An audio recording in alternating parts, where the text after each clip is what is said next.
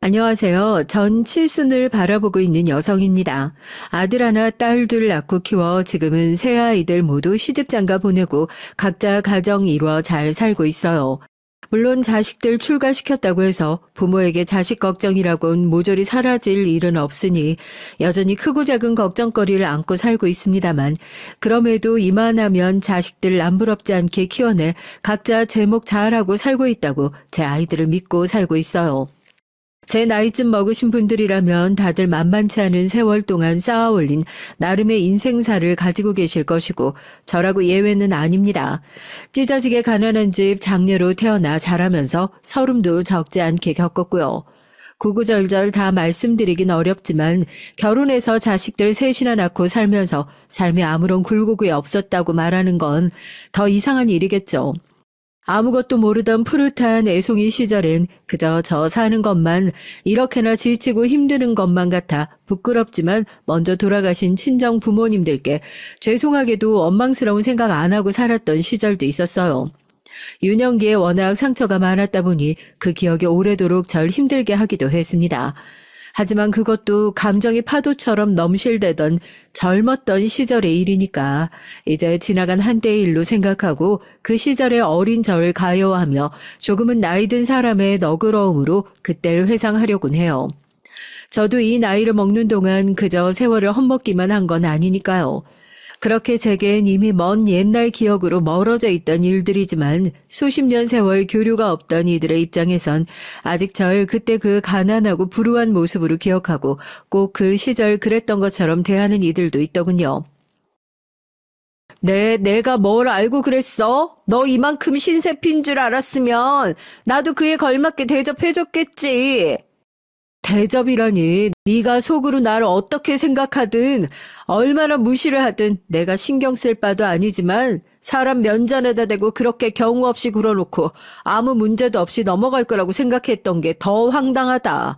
그래도 그간 지난 세월이 수십 년인데 어쩜 이렇게 변한 게 하나도 없는지 나이를 헛먹었구나 헛먹었어. 어릴 적에 누구 하나 제게 든든한 방패가 되어주지 못하는 상황에서 무시를 당하고 업신여김 당해도 시원하게 말 한마디 맞받아치지 못하고 살았었는데 그 서름 어디 피할 길도 없어 꾸역꾸역 당해가며 살았던 아픈 시절이 제게도 있었어요. 하지만 여러분, 젊은 시절 한때 스스로 선택할 수도 없었던 가정환경 때문에 그리 주눅들고 위축되어 살았다 한들 그 사람의 인생이 평생 그렇게만 진행되리라는 법이라는 건 없습니다. 물론 제 입장에서도 이를 극복하는 일이 결코 쉬웠다고 할 수는 없겠으나 나의 가족들, 나의 아이들 보기 부끄럽지 않은 당당한 한 사람으로 자리매김하기 위해 저 나름대로 최선을 다해 살아왔던 수십 년의 세월이니까요. 저에 대해 제대로 아는 것 하나 없는 이들이 그렇게 쉽게 무시할 수 있을 만큼 더는 나약하고 허술한 인간으로 머무르지 않는 저였습니다. 그렇다면 그때와는 달리 제가 어떤 사람인지 무엇을 할 수 있는 사람인지 보여주는 것도 방법이 되지 않겠습니까? 말씀드렸다시피 저희 친정은 형편이 정말 좋지가 못했어요. 양친 두 분이 다 계시긴 했지만 솔직히 집안 환경으로만 고려해서 얘기하자면 홀어머니 둔 친구들보다도 상황이 더 안 좋은 정도였으니까요. 저희 친정아버지는 한국전쟁 이후로 영구적인 장애를 평생 안고 살게 되셨어요. 한창 나이대의 젊은 청년이 평생을 안고 가야 할 심각한 장애까지 입었는데 어떻게 가슴속에 울분이 없을 수가 있었겠어요. 아버진 매사에 부정적이고 불만이 많은 분이셨고 조금이라도 당신 기분을 거스를 것 같으면 자신이 멀쩡한 사람이 아니라 무시하는 거라며 불같이 화를 내곤 하셨습니다. 거기엔 당신의 배우자나 자녀들도 결코 예외가 아니었고요. 당연히 제 입장에선 아버진 항상 두렵고 피하고만 싶은 존재였습니다. 같은 인간의 입장에서 보기엔 당연히 안쓰럽고 안타까운 부분이 없다고 하기 힘든 삶을 사셨던 아버지셨어요. 아무리 너그럽게 평가하려고 노력을 해도 결코 좋은 아버지라고 빈말로도 그렇게 불러드릴 수가 없는 분이셨죠. 아마 전 기억나지 않던 시절부터 아버지로부터 비롯된 폭력적인 상황에 노출되어 자라온 것이나 다름없었습니다. 지금 같으면 어린아이를 상대로 아동학대를 일삼는다고 주위의 거센 비난을 피하기 어려운 일이겠지만 그땐 가정의 문제는 무조건 가정 안에서 해결해야 한다고 다들 그렇게 믿고 살고 있던 시대였어요. 그렇게 어릴 적부터 숨 막히는 집안에서 그 누구의 도움도 기대하기 힘든 현실 속에서 제 뜻을 펼치기보단 항상 먼저 포기하고 순응하는 자세부터 배웠던 것 같습니다. 당연히 부모님 두 분 사이도 좋지 못했어요. 애초에 몸 불편한 건 둘째치고 저렇게 성격적인 문제가 많은 사람을 어느 여자라고 반겼겠습니까? 게다가 아버지는 제가 알기로 몸을 다치게 되신 이후로부턴 어떤 직업도 가지지 못하신 걸로 알고 있습니다. 지금도 장애가 있는 사람들 사회활동하기가 결코 쉽지 않은 사회인데 그때만 하더라도 사람은 넘쳐나고 다들 가난한 시대였으니 돈푼에 불과한 일자리도 서로 하겠다는 사람이 넘쳐나는 시대 아니었습니까? 당연히 저희 아버지처럼 거동불편한 사람에게 주어지는 자리 같은 건 없었어요. 그러니까 전 한 번도 아버지가 가족들을 위해 돈을 버는 모습을 본 적이 없었습니다. 아버지에게 그럴 의지가 있었는지 그것까지는 저도 잘 모르겠어요. 정말로 아버지에게 제 새끼 제 손으로 벌어먹일 의지가 있었다 해도 현실적으로 그게 쉽지는 않았겠지만 어찌됐든 자식된 입장에서 단 한 번도 가족을 위해 노력하거나 애쓰는 모습 보이지 않는 아버지를 보고 존경심을 기르기란 너무나 힘든 일이었습니다. 당연히 저희 어머니도 가진 것 없고 남편으로서 함께 자식 키우며 사는 사람으로서 신뢰는 더더욱 할 수 없었던 아버지를 자의로 남편으로 맞이한 건 아니었어요. 친가 쪽이라고 해서 경제적인 상황이 좋은 편이 결코 아니었습니다만 저희 친정 어머니의 친정, 그러니까 제 입장에서 외가가 되는 집안은 그야말로 당장 언제 길바닥에 온 식구가 나앉게 된다 하더라도 놀랍지 않을 만큼 형편이 처절한 상황이었다고 합니다. 그렇게 저희 어머니는 아직 남은 동생들의 쌀값에 저희 아버지에게 팔려온 거나 마찬가지였어요. 저희 어머니 입장에서 부모에게 얼마 안 되는 살림 미천으로 팔려오다시피 한 시집이었고 당연히 이 집 며느리라고 들어왔다고 해서 좋은 대우 받을 수 있을 만한 입지가 전혀 아니었습니다.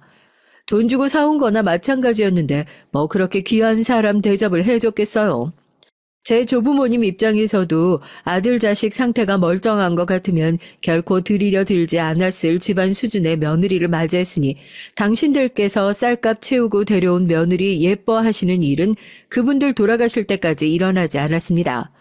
저 어릴 적에 항상 할머니가 저희 엄마 구박하며 말씀 함부로 하시던 게 기억에 남아있어요. 없는 양편에 끌어모아다 데려온 며느리라는 게 마음에 차도록 할 줄 아는 것 하나 없고 지 서방 비위 하나를 못 맞춰서 집안을 이렇게 시끄럽게 만들고 시집 온 지 몇 년인데 여태 아들 하나를 못 낳아서 제 할도리도 못하고 있으니 그럴 줄 알았으면 저게 아니라 다른 집에서 더 건강하고 토실토실한 여자를 데리고 왔어야 하는 건데. 그 악의 돋친 말의 뜻을 완전히 알아듣긴 힘든 어린 나이였음에도 불구하고 할머니가 우리 엄마를 함부로 대한다는 건 모를 수가 없을 정도였습니다. 엄마 입장에서도 시집살이가 참 끔찍하셨을 거예요. 서로 사랑으로 맺어진 부부 사이에도 고부 갈등이 생기면 참 감당하기 어렵고 서러운 일이 많을 텐데 하물며 시집 와서 그 누구에게도 마음 붙이고 살 수 있는 형편이 아니었습니다. 거기다 남편이라고 어디 의지할 때가 있었겠어요. 세상에 널리고 널린 게 여잔데 그중 그 누구에게도 선택을 받지 못해 결국 부모가 눈총을 주며 쌀 채워주고 억지로 맺어준 아내를 아버지도 탐탁지 않게 바라봤습니다. 아무리 저희 엄마가 친정집안 형편 때문에 팔려오듯 시집 왔다고 하더라도 그런 불리한 입장 때문에 아버지나 조부모님 앞에서 저 자세로 굴 수밖에 없었다 하더라도 아버지에게 조금의 호감도 없다는 사실까지 숨기는 건 쉽지 않았을 겁니다. 그게 아버지 입장에선 또 그렇게 자존심이 상하는 일이 아닐 수가 없었겠죠. 당신이 보기엔 당신보다 한참 집안 형편 떨어지는 여자까지 자기를 우습게 본다고 생각했을 때니 집안에 바람 잘 날이 없었어요. 옆편 내가 눈앞에 보이면 재수없으니 조용히 다니라고 그렇게 얘기라도 가서 술이나 갖고 와. 제가 기억하는 언제부터인지 모를 적부터 이미 아버지의 알코올 중독은 심각한 수준이었습니다. 당신께서도 젊은 나이에 장애를 입고 제 뜻대로 움직일 수 없는 것에 대한 분노가 크셨을 테니 술이라도 마셔야 하루하루를 버티셨을 거라고. 머리로는 그렇게 이해할 수 있지만 그렇게 해서 어린 자식들 보는 앞에서까지 술을 물처럼 마셔대며 어머니와 저희 형제들에게 폐악을 부리는 아버지의 모습까지 받아들이긴 너무 힘든 일이었어요. 제가 지금도 술이라면 질색을 하는 것이 저뿐만 아니라 저와 반평생을 함께 산 남편 역시 술 조금만 마셔도 금세 전신이 시뻘개져서 술을 입에도 대지 않는 남편을 만난 것 또한 자라면서 술 때문에 가족들에게 갖은 고생을 시켰던 아버지를 보고 진절머리가 나서 선택하게 된 반작용이 아닐까 하고 생각합니다. 그런 와중에도 참 기가 막히는 것이 저 역시 6남매 중 장녀라는 거예요. 부부 사이가 그렇게 극악으로 치닫고 있음에도 불구하고 자식은 참 많이도 낳아서 길렀죠. 사실 여러분들 중 저와 비슷한 나이를 가지신 분들이라면 잘 알고 계시겠지만 제 나이에 6남매로 태어났다고 하더라도 그렇게 유발날 정도로 형제가 많다고 보긴 또 어렵죠. 그 시절에 자식 많이 낳는 걸 다복한 가정의 상징처럼 여겼었고 자식 많이 낳아봤자 자식들 하고 싶은 것 양껏 해줄 수 있는 형편이 되지 못한다 하더라도 각자 태어나면서 자기 밥숟가락 하나 정도는 입에 물고 태어난다고 그리들 말하던 시대였으니까요. 요즘 같은 시대에 그런 말 했다가 부모로서 책임감 없는 무식한 소리 한다고 욕을 먹을 일입니다만 아직까지 저 태어나서 자랄 때만 하더라도 그런 인식이 일반적인 것이 한국 사회였어요.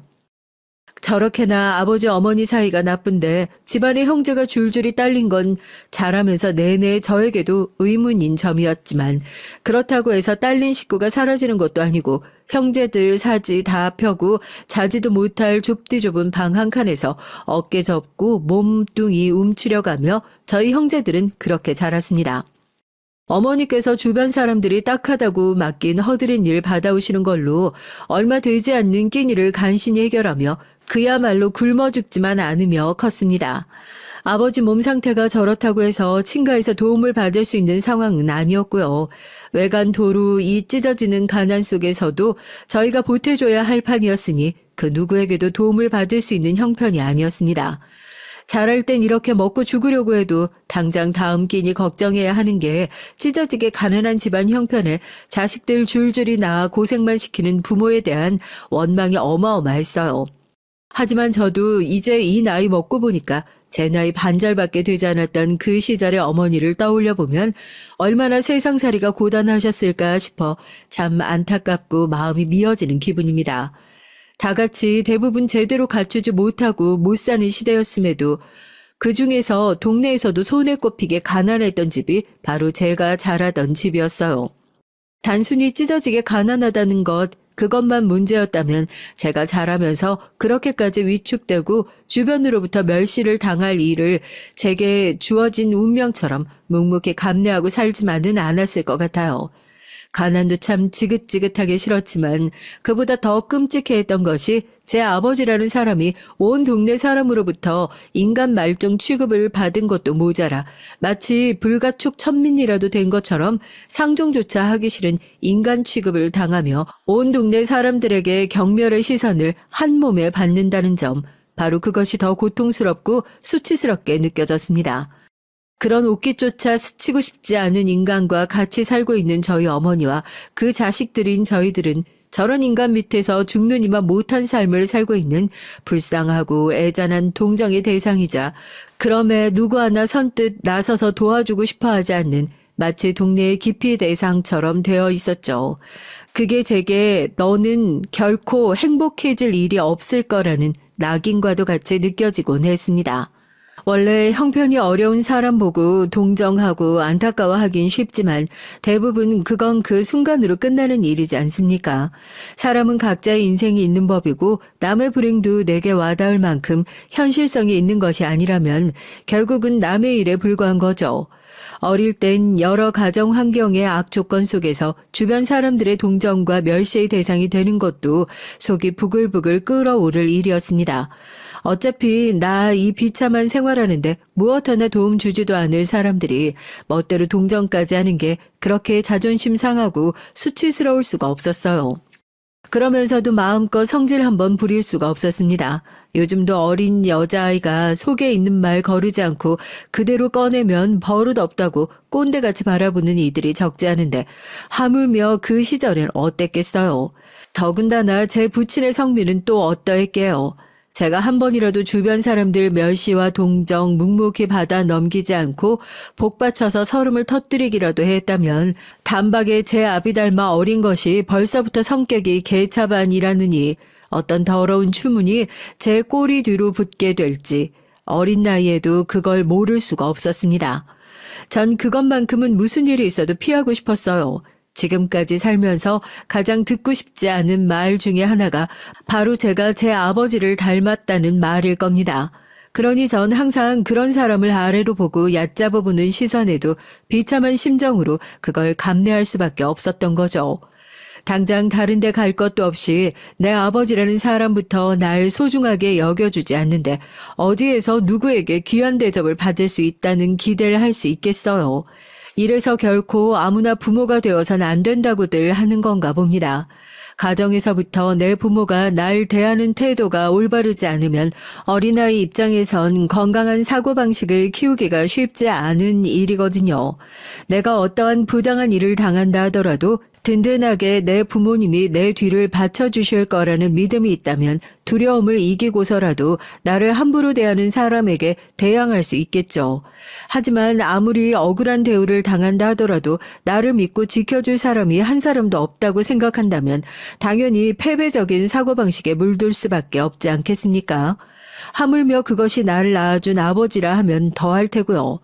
제 유년기가 어두울 수밖에 없었던 건 그런 필연적인 부분이 있었기 때문이라고 생각합니다. 당연히 학교 다닐 때도 교우 관계가 그리 원만하진 못했어요. 주변에 몇 안 되는 친구들 역시 가난한 집 아이들이었지만 그래봤자 저희 집만큼 힘든 집은 드물었으니까요. 그럼에도 불구하고 성미 고운 친구들이 저처럼 보잘것없는 사람의 평생 친구가 되어주었으니 그건 참 제가 평생을 두고두고 갚아야 할 은혜라고 생각합니다. 이런 소수의 친구들을 제외하곤 전 학급이 터져나갈 정도로 인원수가 많았던 동급생들 사이에서도 항상 동떨어져 있던 외딴 섬 같은 존재였어요. 전 차라리 다른 아이들이 저에게 관심을 가지지 않는 상황이 더 낫다고 느꼈습니다. 저한테 다른 아이들의 시선이 집중돼 봤자 그게 좋을 일일 확률은 거의 0에 수렴했으니까요. 동네에서 저희 아버지의 장애와 고약한 술버릇, 주기적으로 동네 사람들 누굴 가릴 것 없이 저질러지는 폐악에 대해선 저와 같이 학교 다니는 이는 아이들이라 해도 누구 하나 모르는 이가 없었습니다. 괜히 긁어부스럼 만들까 싶어 절 아예 또래 무리에서 배제하고 무시하는 아이들이 대부분이었지만 그런 제 형편없는 처지를 만만하게 여기고 자기들 유희거리로 삼는 고약한 성미 가진 이들도 없지 않았어요. 문제의 강인숙이 그 대표격인 동창이었습니다.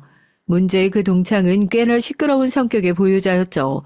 여기저기 나서는 거 좋아하고 이것저것 참견하는 거 좋아하고 한마디로 대장 노릇하는 거 즐기는 성격이었어요.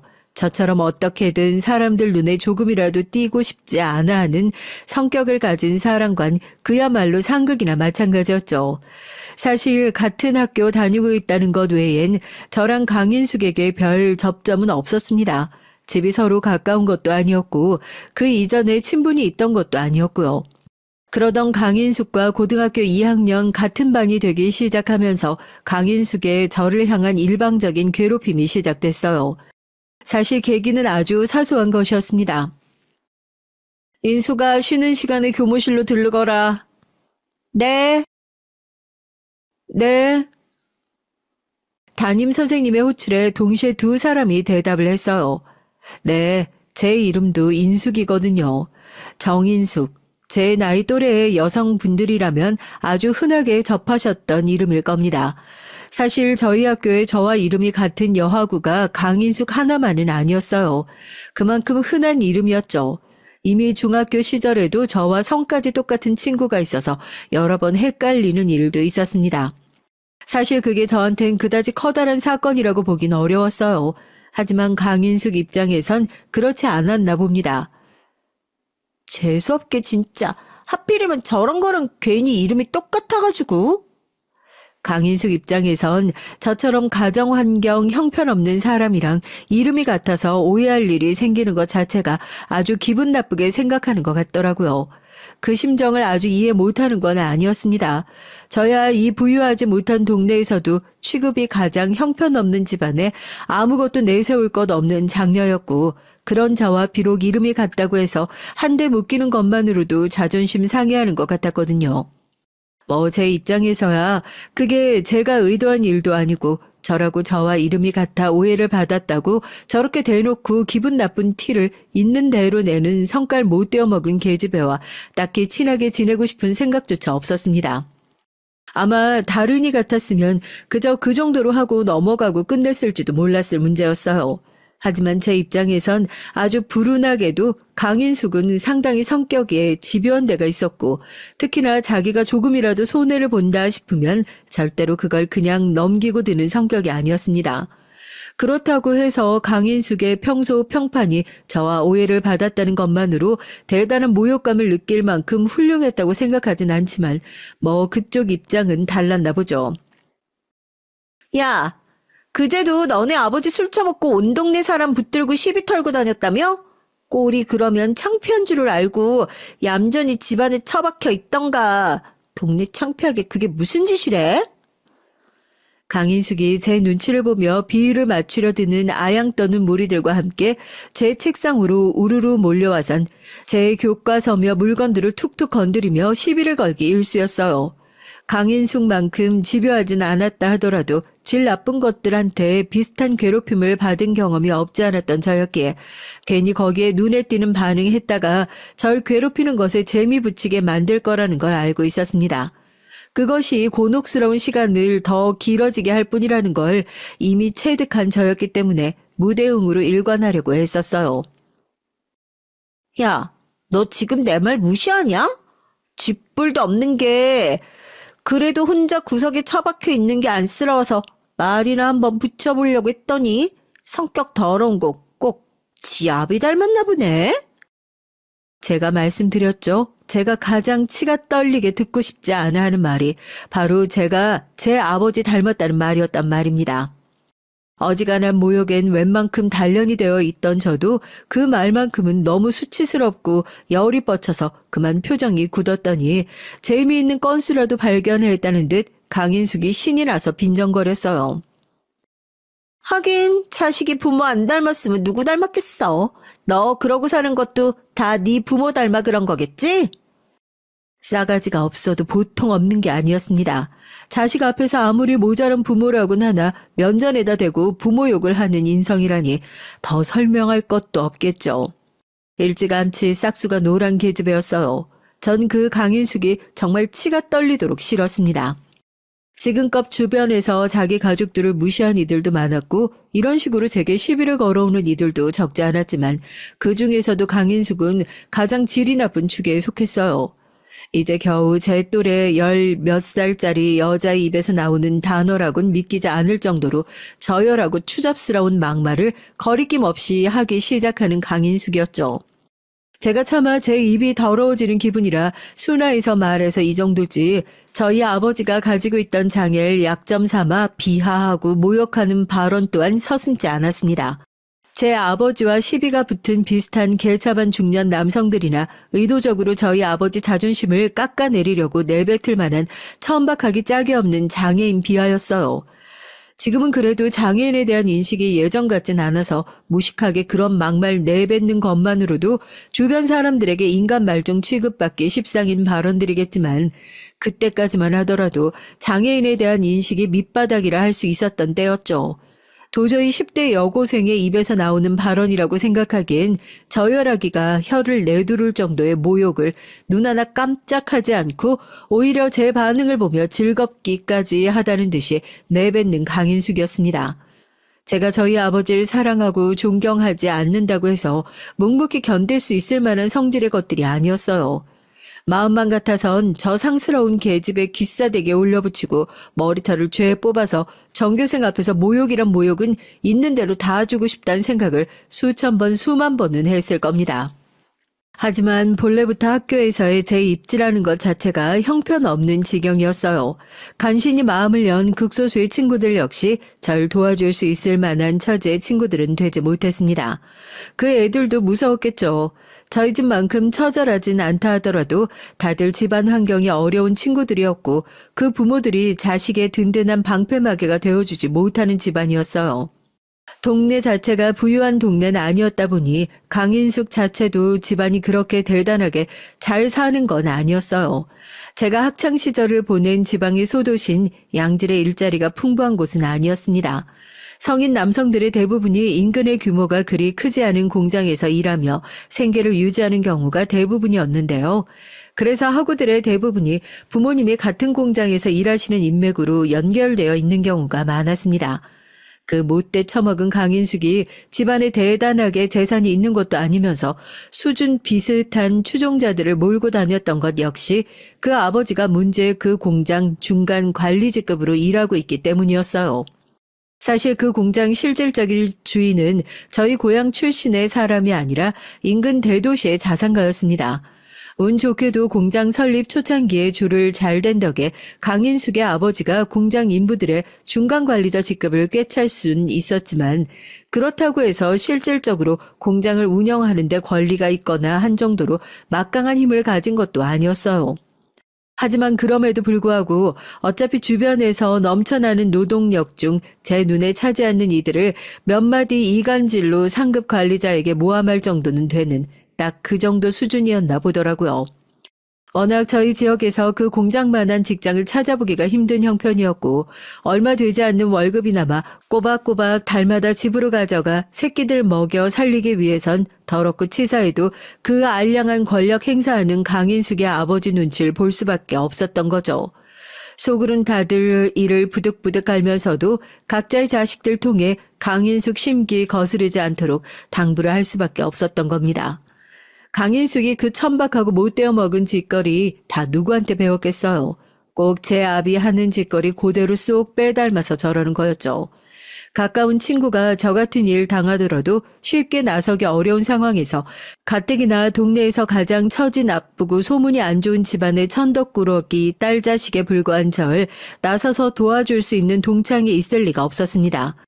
그러니 더 저 잘났다는 듯 사람 밑으로 깔아보며 신나게 절 밟아대느라 여념이 없는 강인숙이었어요.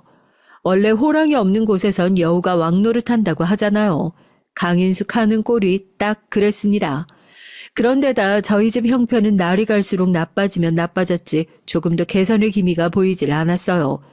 아비라는 인간은 이제 술만 마시면 시집가서 치워버리면 그만인 계집 애들 비싼 돈 들여 학교는 보내면 뭐하냐고 매번 어머니를 잡기 시작했고 이젠 어느 정도 머리가 굵어 아버지가 저렇게 집안을 쑥대밭으로 만들 때마다 점점 더 예전처럼 참는 것이 힘들어졌던 전 아버지한테 되돌아보고 싶다는 마음이 굴뚝 같아졌습니다.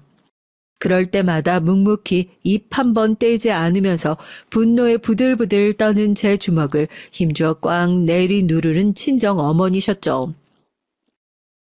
이깟 학교 그냥 때려치우면 그만이지.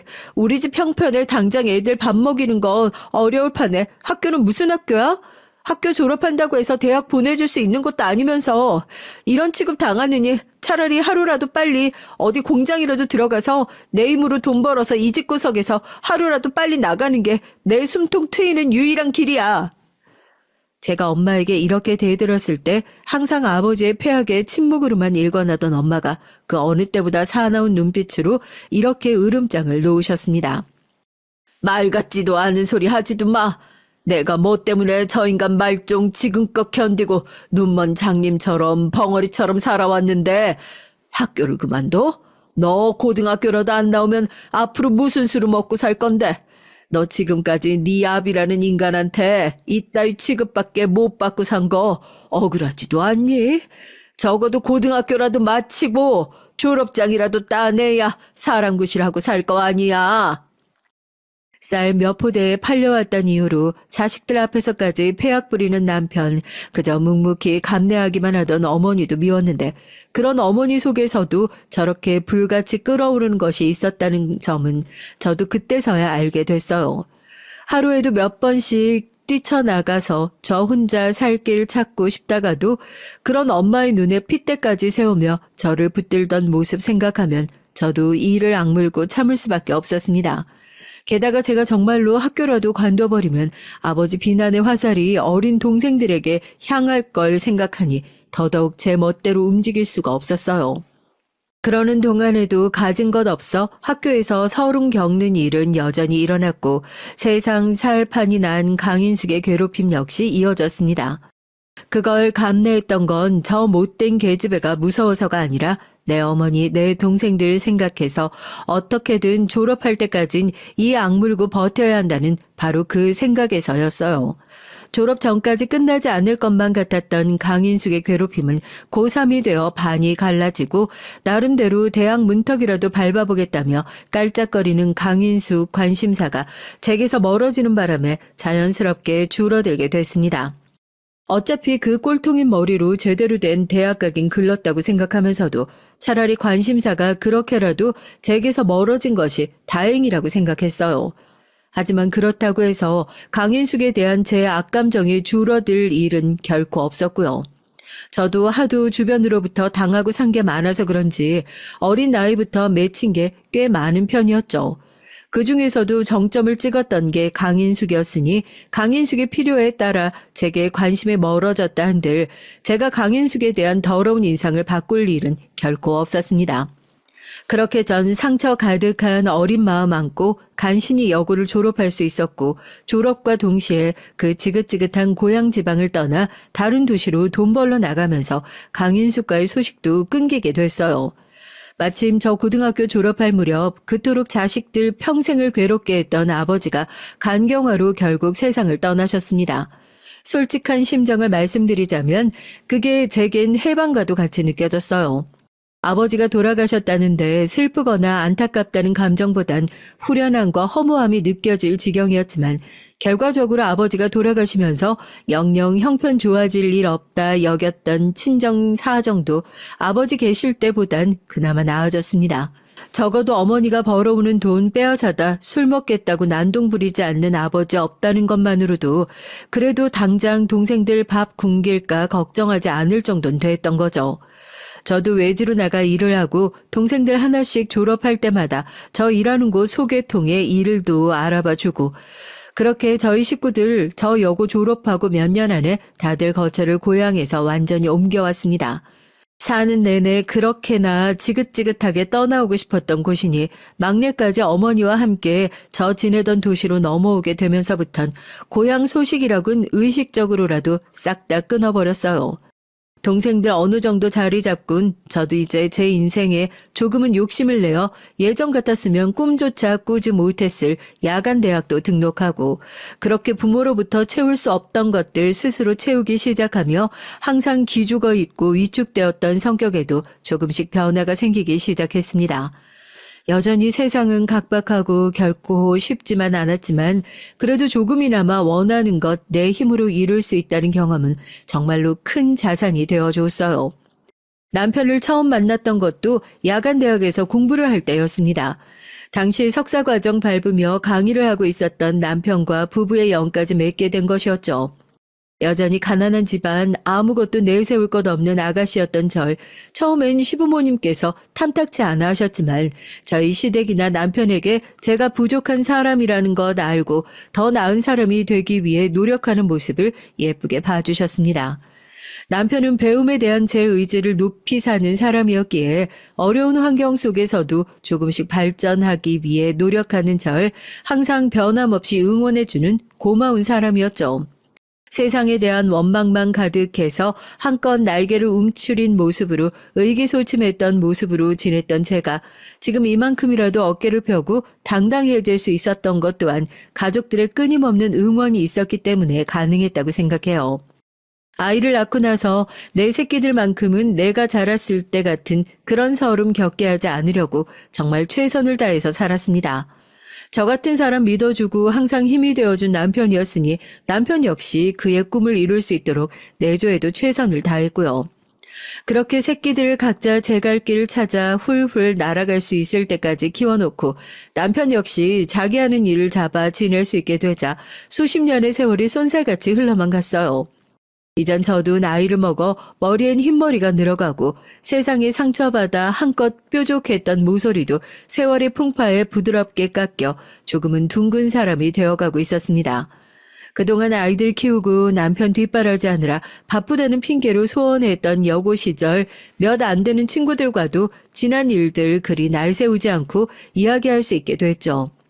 우리 아이들 아직 어려서 학교 다니던 때에 여전히 고향에 머무르던 한 친구로부터 동창 부부 동반 모임에 나와보지 않겠냐는 제안을 은근히 받아보기도 했지만 그땐 단호하게 거절을 했어요. 그 친구 입장에선 이제 저 사는 것 남들 보기에도 그리 모양이 나쁘지 않으니 저 잘 사는 모습 보여서 지난날의 상처 훌훌 털어내라고 생각해줘서 했다는 말이라는 것도 저도 잘 알고 있었습니다. 하지만 그때까지만 하더라도 여전히 고향 쪽으로는 고개도 돌리고 싶지 않았던 저였어요. 자식들 다 키워놓은 지금이야 어느 정도 그 상처를 갈무리하고 산다 하더라도 꽤 오랜 시간 유년기의 아픔에서 완전히 자유로워지긴 힘들었으니까요. 그러다 아이들 다 키워놓고 다시금 그때 친구들과 연락이 닿게 되니 저처럼 모난 부분 많은 사람과 여태껏 인연의 끈 놓지 않고 친구로 생각해주는 이들에게도 참 고마운 마음이 들었습니다. 이제 다들 어느 정도 시간적 여유가 생겨서 한 번씩 얼굴 보며 차 마시기도 하고 마냥 옛날 얘기를 우울한 기분에서만 하지 않게 되고 그러다 보니 이런 얘기까지 나오게 됐네요. 실은 나도 남편이랑 거기 떠나고 나선 영 찾아가 보질 않았는데 이번에 부부 동반 동창 모임 있다고 연락이 왔더라고. 나한테도 참 여러 일이 있었던 동네지만 이제 이만큼 나이도 들었는데 옛날 기억에만 붙들려서 도리어 내가 피하는 게 더 자존심 상해서 나 한번 가보려고. 혹시 인숙이 너도 생각 있으면 같이 가보면 좋을 것 같아서. 담담하게 그리 말하는 그 친구 말을 들으니까 저도 생각이 많아지더라고요. 그 친구가 스스로에게 한 말이 꼭 저 자신에게 하는 말처럼 들리기도 했고요. 한 번도 동창 모임 같은 거 갈 생각조차 하지 않았던 제가 잠시나마 고민하는 모습을 보이니까 남편도 신경이 많이 쓰였던 모양이었습니다. 가자 여보, 뭐 그렇게 대단한 자리라고. 우리가 못 갈 건 또 뭐가 있어? 당신이나 나나 꼴리는 게 뭐가 있다고. 마침 나도 그쪽에 볼 일도 생긴 참이고 겸사겸사 나랑 같이 다녀오는 것도 괜찮을 것 같은데. 저 자신보다 제 마음을 더 잘 알아차리는 사람이니 제 아내가 이젠 어린 시절 상처에서 자유로워지고 싶어 한다는 걸 기민하게 눈치챈 남편이었어요. 저도 이제 더는 맺힌 것 많았던 어린 여학생도 아니고 이젠 당당하게 옛 모습을 마주쳐도 그리 흔들리지 않을 것 같다는 생각이 들었습니다. 그렇게 온 친정 식구들 죄다 고향 마을 떠나온 지 30여 년 세월이 훌쩍 지나 제가 자란 그곳에 부부 동반 동창 모임에 참석하게 됐어요. 오랜만에 보는 그곳 풍경은 낯설기 짝이 없었습니다.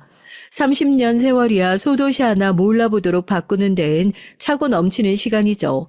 그래도 저 사는 곳보다야 여전히 작은 동네였지만 낯선 풍경에 조금은 어리둥절해 약간 긴장했던 마음도 풀어졌습니다. 처음에 제가 등장했을 때 한동안 다른 동창들이 절 단번에 알아차리진 못했어요. 그들 입장에선 한번 친하게 지낸 적도 없는 저 같은 사람에 대한 기억이야 저 뒤편에 묻혀 있었겠죠. 이내 동네에서 가장 가정에 시끄러운 일이 많았고 교실 구석에 조용히 박혀있던 가엾은 소녀를 기억했지만 그때와는 판이하게 다른 제 모습을 다들 낯설어하는 것 같았고요. 딱히 예상과 크게 다른 반응은 아니었기에 담담하게 대응할 수 있었죠. 어차피 그중에 절 크게 괴롭힌 동창이 있지도 않았고요. 남편과는 동창회 장소 들어올 때부터 손을 꼭 잡고 있었습니다. 아마 옆자리에 이 사람 아니었더라면 끝내 이곳에 올 결심까진 하지 못했을지도 모르죠. 누구보다 절 신뢰하는 사람이 옆에 있으니까 용기를 낼 수 있었습니다. 동창회 함께 가자고 한 친구가 저 그리 괴롭히던 강인숙은 여전히 고향 마을 근처에서 시끄럽게 행세하고 산다길래 당연히 와 있을 줄 알았는데 보이지 않는 것 같더라고요. 사실 여기 올 때부터 가장 염두에 둔 것이 바로 그 여자였어요. 30년 세월이 그 여자의 그 더러운 성미를 조금이라도 고쳐주었을지 우습게도 그런 것들이 새삼 조금은 궁금해지기도 했죠. 어머, 너 우리 집 김장 좀 도와달라고 할 땐 그렇게 바쁘다더니 동창회는 또 나왔네. 이번에 우리 남편이 큰 공사 따서 한 자리 좀 챙겨주려고 했더니 너도 참 사람 비위 못 맞추는 건 한결같다, 얘. 남편이 화장실 간다고 잠시 자리를 비우고 얼마 지나지 않아 등장부터 요란하게 강인숙의 모습을 드러냈습니다. 덩치도 학생 때보다 배는 커지고 가뜩이나 새인 인상에 화려한 색조 화장까지 얹어 더 사나운 인상이긴 했지만 제가 그 여자를 못 알아볼 정도는 아니었어요. 들어오자마자 동창 하나를 잡아 사람 기부터 죽이는 꼬락성에 참 사람이 나이 먹는다고 쉽게 바뀌지 않는구나 하는 생각이 새삼 들었죠. 이쪽은 못 보던 얼굴인데 누구니? 내가 이 동네 출신 중에 모르는 사람이 없는데. 전 그랬는데 그 여잔 웃기게도 절 못 알아보더라고요. 하긴 맞는 놈은 평생 못 잊어도 때린 놈은 두 발 뻗고 잘 산다죠. 그래도 한땐 저 여자 때문에 제 어린 시절이 지옥이었는데 절 알아보지도 못하는 꼴을 보니까 허탈한 기분이 들더군요. 아, 왜? 인숙이 있잖아, 정인숙. 너랑 이름 똑같다고 네가 하도 얘기를 해서 당연히 기억할 줄 알았는데 기억 안 나? 제가 얘기를 했다고 돌려 말하긴 했지만 그 자리에 모두가 그 여자가 절 징그럽게도 괴롭혔다는 걸 모르는 이가 없었습니다. 그 말에 강인숙이 제 코앞까지 낯짝을 들이대고 관찰하더니 이내 하하고 헛웃음을 쳤죠. 세상에, 평생 너 이런 데서 볼 일 없을 줄 알았는데 별일 다 했네. 여전히 사랑 깔보는 말투에 주제에 맞지 않게 등장했다는 뉘앙스까지 일찍이 글러먹었던 강인숙은 나이가 먹어도 그대로였어요. 왜? 내가 여기 못 올 때 왔니? 내가 당하면 당했지. 나이 먹어서 뒤늦게 남들 보기 민망스러울 정도로 뭘 잘못할 사람도 아닌데. 뭐라고? 명백한 비난이 담긴 제 말에 민망해야 할 잘못한 사람을 특정하지도 않았는데 강인숙이 제 발이 저려 발끈했습니다. 야, 너 말 웃기게 한다. 학교 다닐 때 나랑 감히 눈도 못 마주치던 게 학사금 낼 돈도 없어서 개망신당하며 빌빌거리던 게 그래도 옆에 남편 달고 왔다고 큰소리 좀 치고 싶어? 천박한 말투는 여전했습니다. 도로 저 있는 곳으로 돌아온 남편이 면전에서 제 아내 알기를 아주 우습게 하는 천박한 여자 꼴을 보고 제 앞을 막아섰어요. 이봐요, 당신 뭡니까? 말씀 너무 막 하시네요.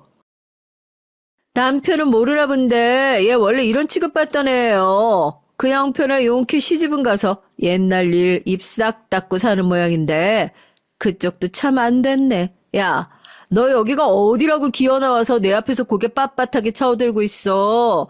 술 처먹고 개되는 병신 애비한테 쫓겨나서 동네 창피는 다 당하고 살던 게. 좀 차려입고 이런 데 나오면 네 과거가 없던 게 되니? 아유, 동네에서 거지 취급이나 받던 게. 야, 이 거지 같은 년아. 여기가 어디라고 와서 사람 기분 개같이 만들어. 누가 너 같은 걸 반긴다고. 야, 저는 누가 여기 초대한 거야? 이 여자가 돌았나 진짜. 그때 마침 딱 강인숙의 남편이 분위기가 험악해진 이곳에 등장했어요. 아, 뭐 이런 영양가 없는 자리 굳이 나오라고 사람을 귀찮게 하냐? 아니, 대표님, 여기 어쩐 일이십니까? 대표님? 아, 왜? 이번에 우리 공사 하청 넣어주신 고마우신 대표님 계시다고. 아, 내가 그렇게 얘기했는데. 하여튼 옆에 내가 뭔 얘기를 해도 빠릿빠릿하게 기억을 못하고. 아, 대표님, 이렇게 귀한 분 오실 줄 알았으면 제가 더 좋은 곳에 모시는 건데요. 제 아내 대놓고 무시하던 남자가 저희 남편 앞에선 아주 손바닥을 싹싹 비비는 꼴이라니. 강인숙이 당황하기도 하고 꼴에 창피하기도 한지 허옇게 낯짝에 핏기가 가셨다가 다시 얼굴이 시뻘개졌다가 아주 난리도 아니었습니다. 대표님 맞으시네. 저 이번에 자재 놓기로 한 김 사장입니다. 맞네. 이번에 타운공사 책임자로 서울서 내려오신 대표님 맞으시네. 갑작스러운 상황에 저희 남편 바로 알아보지 못하던 동창의 남편들도 그 소란에 웅성웅성 저희 남편 주변에 몰려들었어요.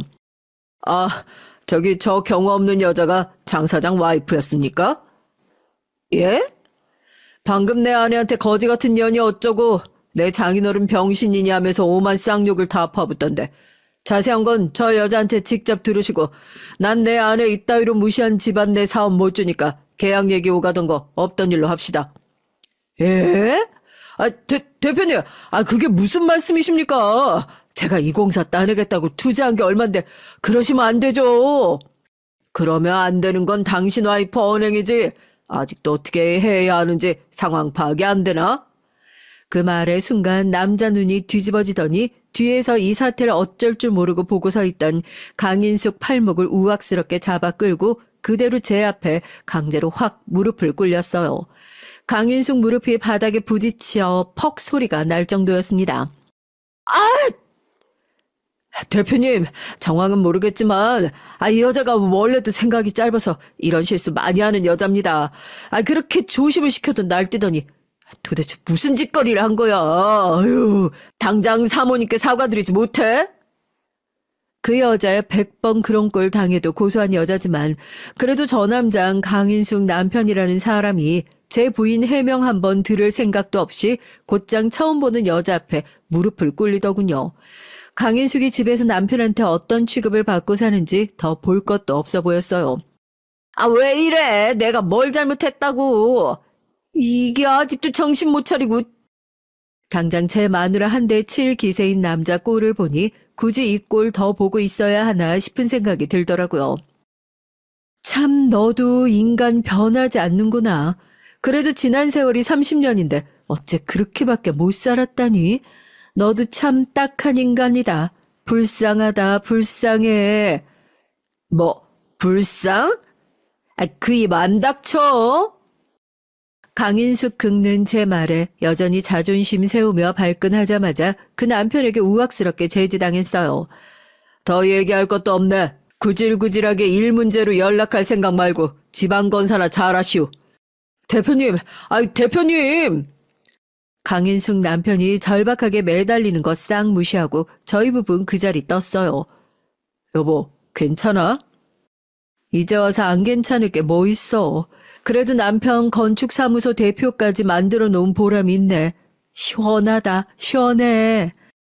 남편은 혹시나 제 마음이 다치지나 않았을까 걱정스러워 보였지만 웬걸 고작 제 남편한테 저런 취급이나 당하며 업신 여겨지는 강인숙 꼴을 봤는데 고작 저것밖에 안 되는 여자에게 마음 다칠 만큼 이제는 저도 물은 사람은 아니었어요.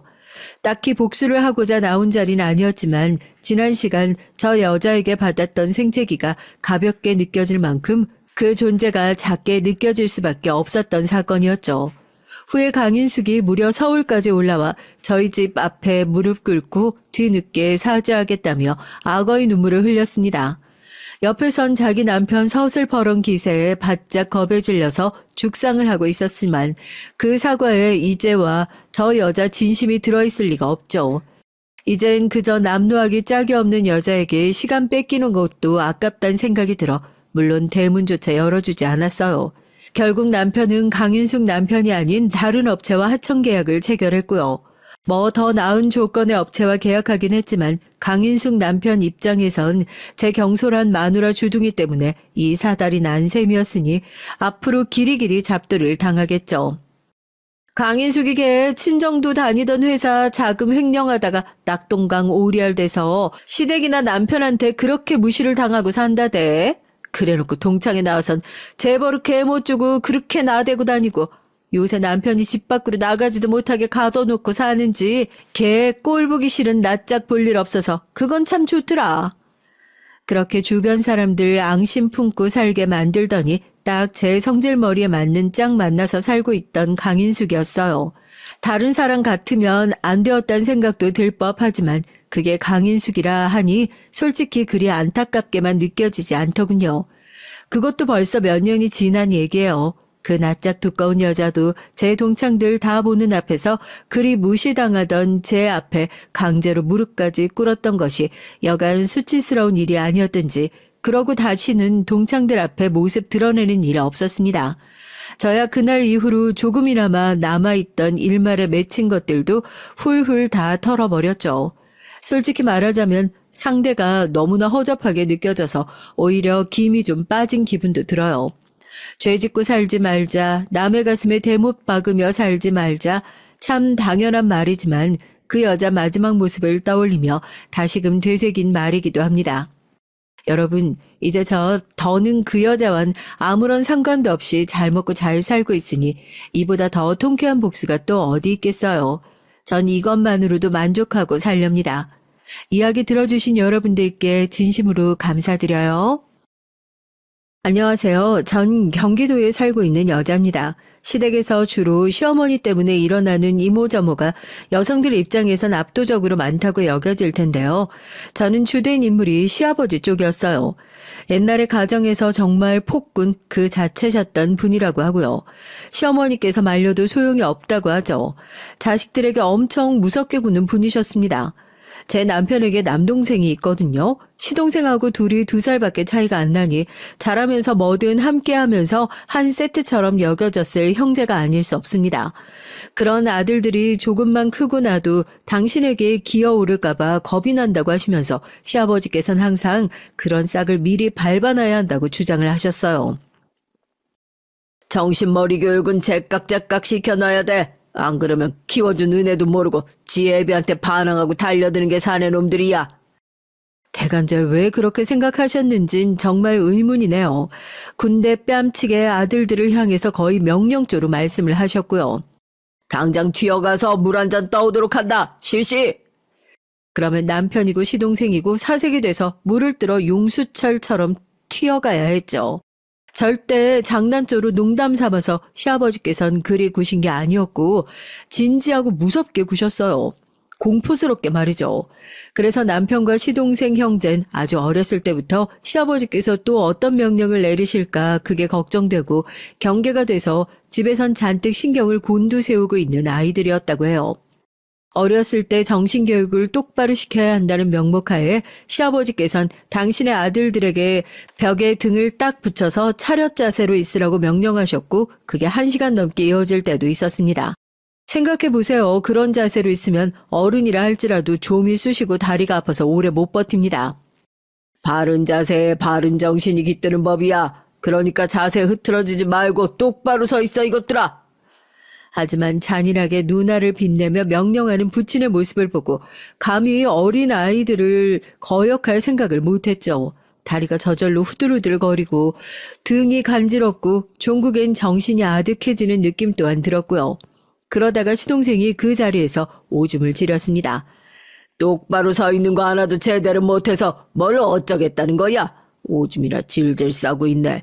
정신 안 차리냐 이것들아? 그걸 보시고 시아버지께선 버럭 화를 내셨고 남편은 자신의 발바닥을 적시던 오줌의 그 감각을 평생 잊지 못하게 됩니다. 오줌을 지려버린 시동생이 신음하며 결국 비틀거렸고 바닥에 쓰러졌어요. 그제서야 시아버지께선 혀를 끌끌 차시며 오늘은 글렀다고 선언을 하신 뒤에 돌아서셨죠. 차마 그곳을 볼 수 없었던 방에 들어가 계셨던 시어머니께서 슬그머니 나오셨고 시동생을 얼른 살피시는 동안 남편 또한 쓰러지듯이 바닥에 주저앉았습니다. 오줌이 묻은 그 바닥에 주저앉아서 식은땀으로 젖은 온몸을 부들부들 떨며 남편은 이렇게 살고 싶지 않다, 이 집에서 나가고 싶다 이런 생각만 하고 있었어요. 시아버지께선 두말할 필요가 없는 폭군이셨으며 부모 자격 없는 분이셨죠. 시어머니께선 그 폭군의 폭정에 억눌린 나머지 납작 엎드려서 덜덜 떠는 것밖에 못하게 되신 분이었고요. 당신의 아들들이 가혹하게 훈련을 당할 때마다 눈물을 흘리며 발을 동동 구르시는 게 전부였습니다. 남편과 시동생은 학교를 다니며 필수 불가결로 들어가게 되는 돈, 그 얘기를 집에서 꺼내는 걸 어려워했어요. 특히 시아버지 앞에서라면 아예 못했고요. 시아버지께선 당신의 자식들에게 돈이 들어가는 걸 질색하시는 분이었고 그러면서도 항상 돈 타령을 하셨습니다. 시어머니 혼자 계실 때만 남편과 시동생은 필요한 용돈 얘기를 간신히 꺼낼 수 있었어요. 시어머니께서도 경제권을 가지고 계신 게 전혀 아니었던 데다가 시아버지 앞에서 숨을 한껏 죽이고 사셨기 때문에 자식들에게 용돈 한 푼 쥐어주는 것조차 어려워하셨어요. 매번 간신히 이런저런 사정을 대가며 시아버지께 허락을 받아 내셔서 자식들에게 용돈을 주셨죠. 성보가 너 태어났을 때 말이야. 돌아가신 네 할머니가 얼마나 좋아하셨던 줄 아니? 그래서 네 이름에 복자가 들어있는 거야. 네가 태어난 걸 너무 기뻐하셨고 그래서 복 많은 이름 너에게 지어주고자 하셨거든. 시어머니께선 이 얘기를 자주 해주셨는데 이건 남편이 가장 좋아하는 얘기였습니다. 남편의 친할머니, 그러니까 저에겐 시할머니 되시던 분은 시동생 태어나기 직전에 돌아가셨어요. 건강이 원체 안 좋으셨다고 하더라고요. 시할머니께서 시어머니께 일러주시길 일찍이 돌아가신 시할아버지 때문에 집 꼬라지가 항상 말이 아니었으며 그분에게 맞아서 생긴 후유증들 때문에 몸이 안 좋아진 것 같다고 하셨습니다. 그러더니 결국 천수를 못 누리시고 떠나셨죠. 시아버지께선 당신의 모친께는 해코지를 하지 않았지만 불량한 태도를 쭉 보여오셨죠. 부전자전으로 그런 망나니 같은 기질을 물려받으신 게 분명했습니다. 그게 아니면 보고 자라신 게 그런 것뿐이라서 시할아버지의 모습을 따라서 하게 되신 걸지도 모르죠. 아무튼 이런 부치는 똑같이 겪은 형제였지만 자라서 각기 다른 생각을 가지게 됐어요. 만약 지옥을 사람의 형상으로 만들면 우리 아버지일 거야. 벗어나는 게 상책이야. 그리고 난 이 다음에 결코 그런 사람이 되지 않을 거야. 남편은 시아버지를 향해서 분노의 이를 갈았고 자신은 결코 그런 전철을 밟지 않을 것임을 다짐하면서 자라났어요. 반면 시동생은 조금 달랐죠. 아버지는 거스를 수 없는 존재야. 무조건 따르고 될 수 있는 한 순종적으로 구는 게 최고야. 세상에서 가장 두렵고 무서운 존재로 시아버지를 여기고 있었거든요. 이렇게 같은 환경 속에서 자란 형제가 신기하게도 점점 반대가 되어갔습니다. 저에겐 남편의 남동생인 시동생뿐만 아니라 여동생인 시누이도 있었어요. 삼남매의 막내죠. 나이 터울이 혼자 동떨어져 있기도 하고 딸이라서 그런지 시누인 자기 오빠들처럼 그렇게 가혹한 모양새로 훈육을 받거나 두드려 맞으면서 자라진 않았어요. 그러나 걸핏하면 시아버지로부터 야 이년아 같은 천박하고 기분 나쁜 호칭으로 불려야만 했고요. 종 취급을 당했습니다. 어린 나이부터 온갖 집안일을 다 배워서 할 줄 알아야만 했고요. 시아버지 같으신 분이 딸이라고 해서 대우 잘 해주셨겠나요? 절대 아니었죠. 아들도 아니고 딸은 어차피 나중에 출가 외인 될 몸이라서 키우는 보람도 없다고 하시면서 혀를 끌끌 차고 짜증을 내시던 분이었습니다. 그러면서도 엄격하게 통제를 하셨고요. 기본적으로 자식들을 당신의 소유물로 여기셨기 때문이죠. 시누이가 사춘기 나이 때 이성교제를 한 게 집에 들켰을 때도 시아버지께선 당장 헤어지라고 하셨습니다. 야 이년아 그렇게 남자가 좋든 대가리에 피도 덜 마른 주제 그렇게나 남자랑 붙어먹고 싶었냐? 이 발랑까진 년을 다 봤나? 너는 우리 집안의 수치다 수치. 네가 수치라는 걸 안다면 당장 그놈하고 정리하고 두 번 다시 붙어먹지 마라. 알았냐? 공부나 해. 이 발랑까진 년아. 시누이로 싸운 이성교제의 사실을 들킨 것도 억울했고 평소에 여장 공부를 해봤자 아무 소용없다고 노래를 부르시던 분이 이럴 땐 공부나 하라고 혼을 내시는 건 역시도 억울하게 느껴졌습니다. 사춘기 반항심에 시누이인 남자친구하고 헤어지지 않았죠. 대신 꼬리가 밟히는 일이 없도록 조심을 하면서 만났고요. 그런데 어느 날 그 남자친구가 시누이에게 갖다 줄 게 있어서 집에 찾아왔던 거예요. 남자친구의 안일한 행동을 마주한 시누이의 얼굴이 금세 창백하게 질렸습니다. 아직도 붙어먹고 있었던 거냐? 야 이년아, 네가 감히 이 하늘 같은 애비의 말을 거역해? 시아버지께서 머리 끝까지 열이 받아서 시누이를 당장의 바닥에 내동댕이 쳐버리셨죠. 그런 다음 시어머니를 향해 부엌에 가서 가위를 가져오라고 하셨어요. 시어머니께선 당혹감에 발을 동동 구르며 어쩔 줄을 몰라 하셨지만 곧이어 무섭게 윽박 지르시는 시아버지 앞에서 완전 겁에 질리셨습니다. 애초에 요구나 부탁이 아닌 명령이었으니 그걸 불복하실 수가 없었죠. 그 길로 부엌으로 가서 가위를 찾으셨어요. 아휴, 가위를 가져오라고 한 부친이나 그걸 또 가져온 모친이나. 그 모습을 보면서 아직 어렸던 시누이가 얼마나 절망적이었을까요? 당시엔 두발 규제가 있었고 시누이가 그래서 단발머리를 원래 하고 다녔는데 시아버지께선 그날 그 자리에서 부엌가위로 마구잡이로 잘라버리시는 바람에 거기서 더 짧아지고 말았죠. 마치 남자들이나 하는 머리처럼 되어버렸다고 하더군요. 게다가 모양도 듬성듬성해서 자기 여동생의 머리를 본 남편이 충격을 받았다는 후문이에요. 시누이의 남자친구는 그날 그 자리에서 싸대기를 얻어 맞았고요. 볼이며 입이 죄 터진 상태로 울면서 발길을 돌렸습니다. 자기 아들이 남의 집에서 그렇게 얻어맞고 왔으니 그 집 부모도 분노가 컸을 거예요. 하지만 상대가 개념도 상식도 통하지 않는 무례배였기 때문에 어쩔 수 없이 참았던 모양입니다. 말이 통해야 가서 따지기도 하죠. 대화 자체가 안 통하는데 뭘 어쩌겠어요. 시누이인 깊은 죄책감을 느끼게 됐고 그 이후로는 절대 자신의 개인적인 얘기를 집에다가 하지 않게 됐습니다. 꼬투리를 잡힐 조금의 여지도 내어 보이지 않았고요. 집에 마음의 문을 닫게 됐던 겁니다. 기집년들은 나이가 차는 대로 시집이나 가버리면 그만이라고 시아버지께선 입버릇처럼 그런 소리를 하셨었고 그것에 질릴 대로 질린 시누인 일부러 순종적인 척을 하며 조용히 지내다가 고등학교를 졸업하자마자 집을 나왔습니다. 혼자 알아서 자취생활하면서 전문대 다녔고요. 참고로 3남매 중에선 둘째인 시동생이 대학을 잘 나왔습니다. 힘들게 재수생활한 보람이 있는 결과였죠. 재수를 하겠다고 결정을 지었던 것도 시아버지의 강요가 있었기 때문입니다. 시동생의 머리를 빡빡 밀어버리셨고 무조건 재수를 해서 좋은 대학에 가라고 하셨거든요. 고작 이것밖에 안 되는 놈이었어? 아주 실망이 이만저만이 아니구나. 힘들게 교육시켜서 키워놨더니 고작 이게 뭐냐? 대가리 속에 똥만 가득 찼으니 이런 거겠지. 머리 밀고서 이제 정신 차리고 피를 토한다는 각오로 공부만 해. 시동생은 죽기 살기로 공부를 하는 수밖에 없었어요.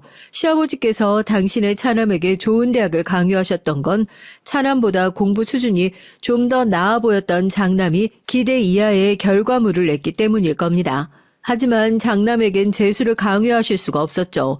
그 무렵엔 이미 남편이 덩치가 커질 대로 다 커진 상태였고 머리가 커진 만큼 반항하는 것도 강했기 때문이에요. 시아버지 당신께서 마구잡이로 휘어잡고 휘둘렀던 옛 시절을 다시 남편에게 맛보여주기 어렵게 되신 것이었죠. 그래서 그 분노와 욕구를 몽땅 시동생에게 푸셨습니다. 그런 덕분이라고 해도 될진 모르겠지만 어쨌든 시동생은 결과적으로 대학을 잘 갔고요. 남편은 보통 수준의 대학을 나왔어요. 형제가 둘 다 군대를 다녀오고 대학을 졸업하고 사회생활을 시작하게 되자 이제 시아버지께선 옛날에 그 폭군스러웠던 면모를 많이 잃으신 뒤였죠. 사람은 고쳐 쓰는 게 아니라는 말처럼 좋은 성격으로 변하신 건 절대 아니었고요. 나이가 드시면서 자연스레 힘을 잃게 되셨던 것뿐입니다. 더 이상 당신의 뜻대로 모든 걸 휘어잡고 군림할 수 없다는 걸 어쩔 수 없이 납득하신 것이었고요. 아마 이런 부모를 겪어보신 분들이 계실 거라고 생각이 드네요. 젊어서 기력이 있으셨을 땐 자식을 휘어잡으시려고 멋대로 구시고 소유물처럼 부리시던 분들이 나이가 들어서 기력이 쇠하기 시작하면 장성한 자식에게 효도를 기대하면서 당신이 과거에 행하셨던 것들은 어쩔 수 없는 훈육의 과정이었다고 포장하시죠. 하지만 그래서는 안 된다고 생각해요. 그렇지 않나요? 자식에게 사과를 하고 잘못을 시인하면 마치 큰일이라도 난다고 여기는 그런 부모들이 계시던데 가화만사성이라고 하잖아요. 가정 안에서 출발하는 관계부터 바로 잡혀야 밖에서도 인간관계를 잘 구축하고 살아나갈 수 있는 거라고 봅니다.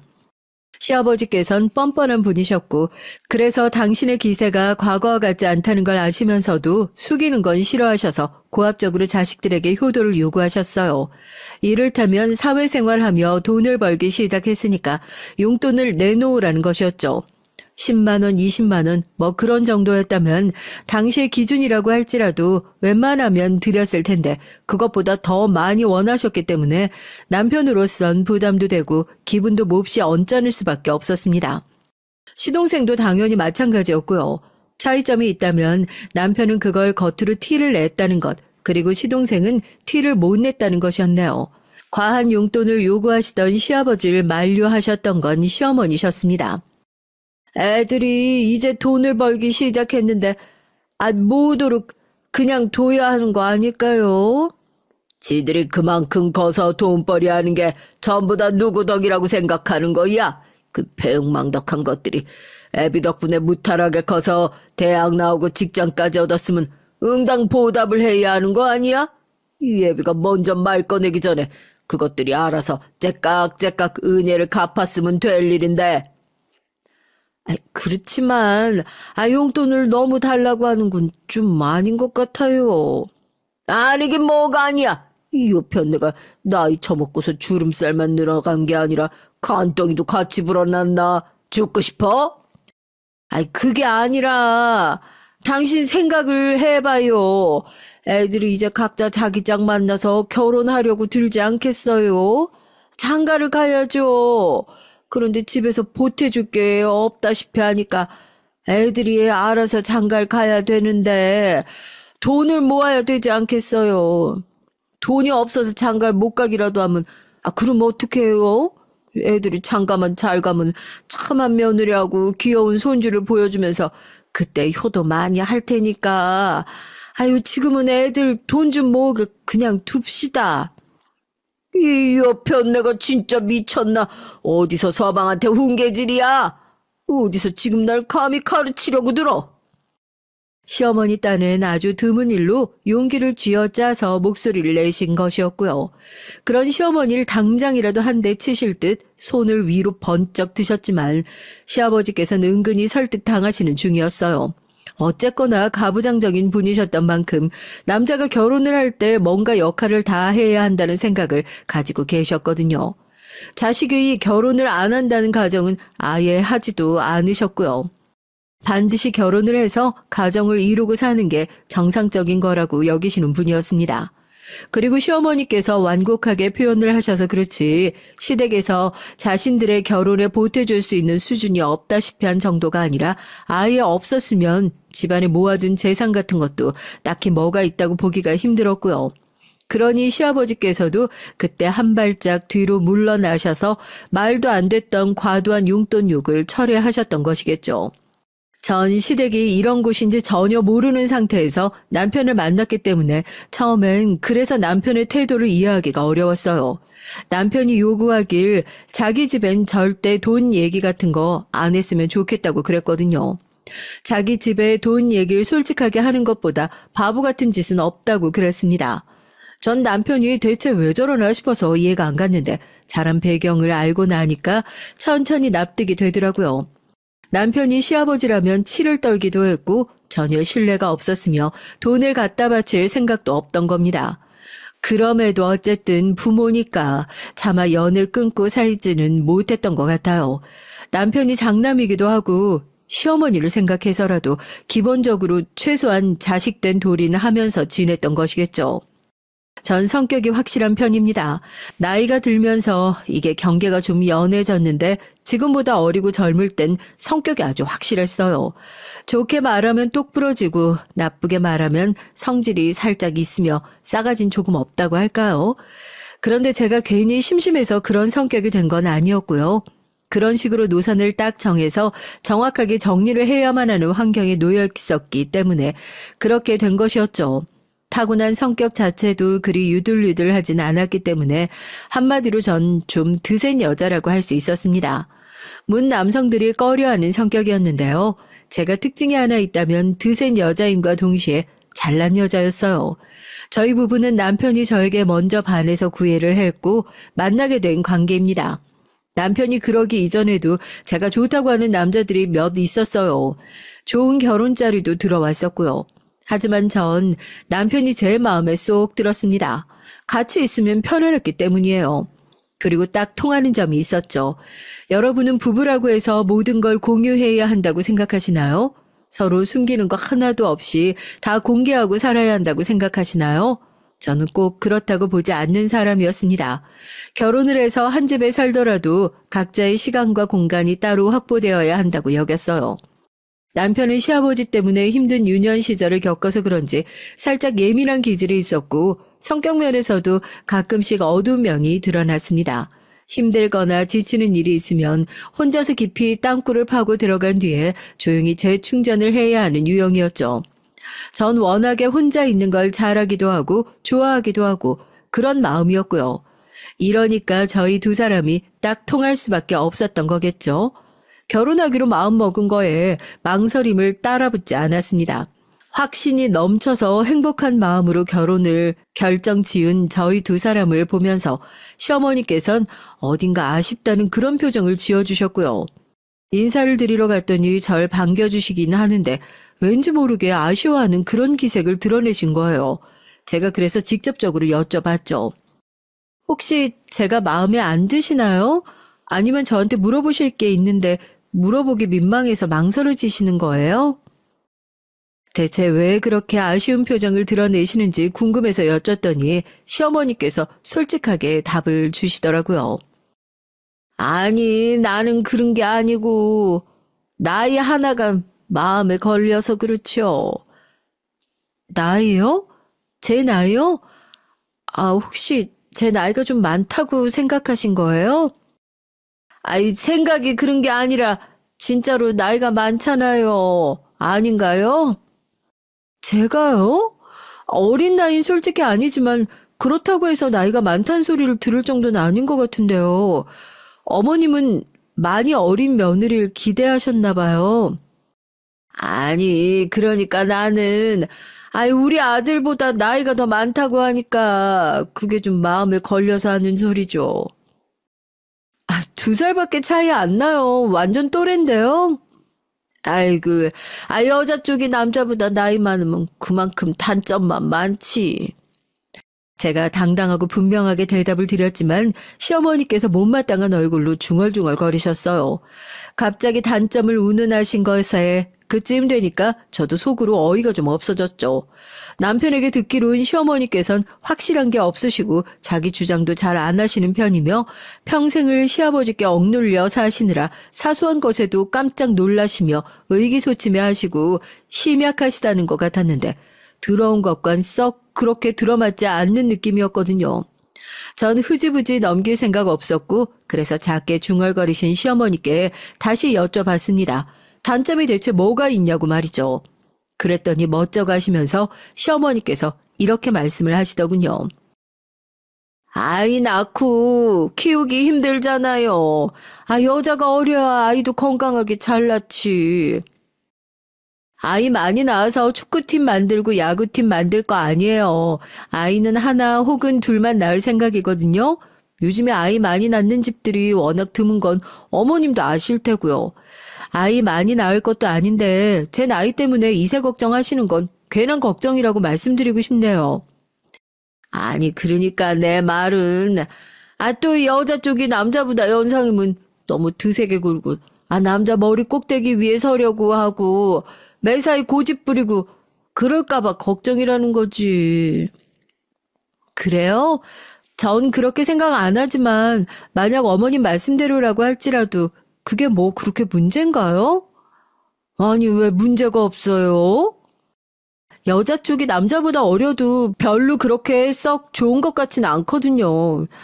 자기 주장 똑바로 하면서 살고 남자한테 억눌려서 살고 그래서 자식들도 못 지켜주고 할 말도 당당하게 못해서 자신감 없게 웅얼거리고 그런 것보단 똑바로 말하고 똑바로 행동하면서 사는 게 더 나은 그림 아니겠어요? 남자는 여자하기 나름이라는 말도 있잖아요. 여자가 자기 주체적으로 살면서 올바르게 서 있어야 남자도 중심 잡고 살아갈 수 있다고 생각합니다. 시어머니께선 이제 말문이 꽉 막히신 표정이 되어 있었죠. 꼬투리를 잡고 싶으셔도 제가 든 예시가 꼭 당신의 얘기처럼 느껴져서 차마 반박을 하실 수가 없었겠죠. 결국 입을 꾹 다무신 채로 저희 부부가 결혼할 때까지 그 어떤 의견도 안 내신 채 가만히 계셨습니다. 시아버지의 허락은 받아내고 자시고 할 것도 없었고요.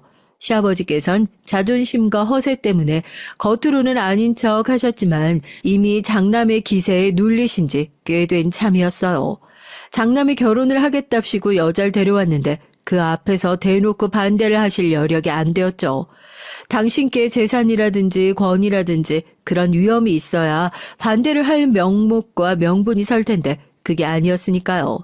장남의 똥꼬집을 꺾는데 귀찮아서 그냥 결혼 허락을 하시겠다고 시아버지께선 단순히 그런 반응만 내놓으신 게 전부였네요. 똥꼬집 부려서 혼자 알아서 결혼하는 거니까 그런 놈한텐 집에서 지원해 줄 것도 없다. 어차피 지원해 줄 게 없으면서 말씀 참 이상하게 하셨습니다. 그렇게 구시면 새 며느리인 제가 우물쭈물하면서 눈치를 보고 당신을 어렵게 생각할 거라고 여기셨을지도 모르죠. 하지만 전 별 생각 없었고요. 그냥 넙죽 네 감사합니다 하고 말았었네요. 이쯤에서 저의 배경을 밝혀봐야 할 것 같은데요. 제가 꽤 사는 집에서 태어난 아이였어요. 집이 잘 살았고요. 그래서 전 유복하게 자랐습니다. 저의 어릴 적 사진들을 보면요. 그 모습에서부터 마냥 해맑고 부유한 티가 나요. 그런데 그런 환경이 오래가지 않았죠. 제가 초등학교 입학을 앞두고 7살 때의 일이었습니다. 사기를 당해서 집안이 주저앉았거든요. 고모와 고모부가 처음 당하셨고 그 전말을 정확히 모르시는 채로 저희 부모님을 비롯해서 친인척들이 나섰다가 다 함께 패가망신을 당했습니다. 그때 충격을 받으신 친할아버지께서 돌아가시기도 했어요. 그래서 전 진심을 다해서 사기죄를 증오하는 사람이에요. 사기죄 이것도 사실상 사람을 죽이는 죄 아닌가요? 사람이 사람을 믿었을 뿐인데 그 믿음을 배신하는 것도 모자라서 재산을 강탈해서 잃게 만들다니요. 이건 솔직히 죽으라고 그러는 것과 다름없는 거 아닙니까? 엄청난 사기 사건을 휘말려 막심한 피해를 입게 된 후 저희 가족은 갑자기 방 한 칸짜리 아주 작은 집으로 보금자리를 옮기게 됐고요. 그마저도 한자리에서 오래 살지 못해서 여러 곳을 전전하며 살았습니다. 그런 생활을 약 5년 정도 하다가 그나마 조금 방이 큰 곳으로 가서 정착을 했고요. 그런데 저희 어머니가 몹시 강단 있는 분이셨어요. 정신력 같은 게 보통 분은 아니셨고요. 그러니까 이를 악물고 그때까지 버티셨죠. 새로 정착을 한 동네에 과거 인연이 잠시 있었던 분이 살고 계신다는 걸 알게 되셨던 어머니는 저를 데리고 그분을 자주 찾아뵙기 시작했어요. 왜냐하면 그분이 미용실을 하고 계셨거든요. 어머닌 괜히 그곳에서 아무도 시키지 않는 잡일을 하시며 살갑게 구셨고 그분의 환심을 사셨습니다. 그런 것엔 다 이유가 있었죠. 어느 날 어머니가 저를 보며 말씀해 주셨어요. 이제 학교 마치고 갈 데 없으면 무조건 거기 미용실에 가 있어. 내가 말 다 해놨으니까 너는 그냥 거기 가서 있고 싶은 때까지 있어도 돼. 알았지? 그 시절은 지금과 같지 않았으니까요. 이웃의 공간에 가서 시간을 보내는 게 이상하지도 낯설지도 않았던 때였죠. 전 어머니의 그 말씀만 듣고서 정말로 그날 이후로 미용실에 혼자 찾아가서 시간을 보내기 시작했어요. 어머니는 이제 저녁 늦게까지 하는 일을 다니고 계셨거든요. 당연히 아버지는 밤낮 없이 돈을 벌러 다니고 계셨기 때문에 두 분은 맞벌이였고 어린 전 학교 수업이 끝나면 있을 곳이 필요했어요. 학원을 갈 돈은 없었고 매일같이 친구들 집을 전전하는 것도 무리가 있었으며 저녁밥을 매일 얻어먹을 수도 없었으니까요. 그런 면에서 미용실은 저에게 저녁까지 안락하게 시간을 보낼 수 있는 최적의 장소였습니다. 미용실 안에 딸린 쪽방에서 책을 읽기도 했고 손님들이 왔다 갔다 하는 걸 구경하면서 때로는 흥미로운 아주머니들의 대화에 귀를 한껏 기울이기도 했죠. 그러다가 점점 아주머니들에게 저의 존재감이 부각됐고 어느새 전 어린이인 주제에 그분들 사이에 껴서 한자리를 차지하게 됐습니다. 절 챙겨주는 게 재밌으시다며 일부러 미용실에 단골이 되신 분들도 계셨어요.